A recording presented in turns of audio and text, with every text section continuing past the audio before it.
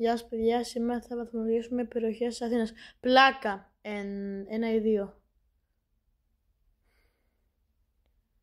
Την πλάκα θα τη βάλω στο 1. Είναι πάρα πολύ ωραία. Κερατέα 5. Κορυδαλός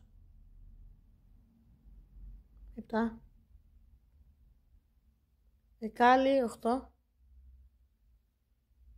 Εξάρχεια. Στα Εξάρχεια άμα πας βράδυ θα έρθει κάποιος με έτσι. Τι με κοιτάς εσύ, τι με κοιτάς, θες πρόβλημα, τι με κοιτάς. Τέλος πάντων, Εξάρχεια 9.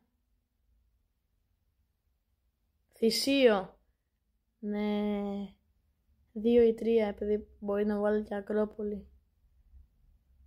Σύνταγμα. 2. Νέος κόσμος. 10, δεν μ' αρέσει καθόλου. Ηράκλειο 6. Ζωγράφου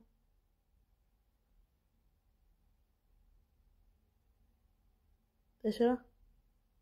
Κηφισιά. Καλό.